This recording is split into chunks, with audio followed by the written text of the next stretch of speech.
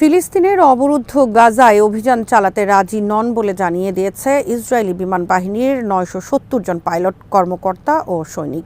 এরপর তাদের বহিষ্কারের হুমকি দিয়েছেন বাহিনীর সিনিয়র কমান্ডাররা।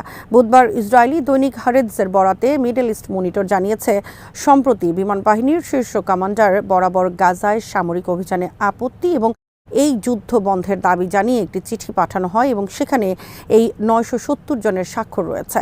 স্বাক্ষরকারীদের মধ্যে নিয়মিত স্টাফদের পাশাপাশি রিজার্ভ পাইলট ও সৈনিকরাও আছেন।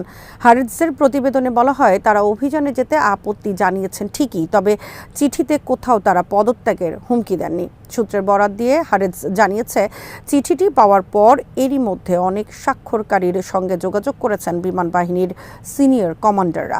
তারা বলেছেন, যেসব স্বাক্ষরকারী তালিকা থেকে নিজের নাম প্রত্যাহার করতে রাজি তারাই কেবল বাহিনীতে থাকবেন। তবে এই হুমকি সফল হয়নি, কারণ মাত্র ২৫ জন স্বাক্ষরকারী নিজের নাম প্রত্যাহার করতে সম্মত হয়েছে।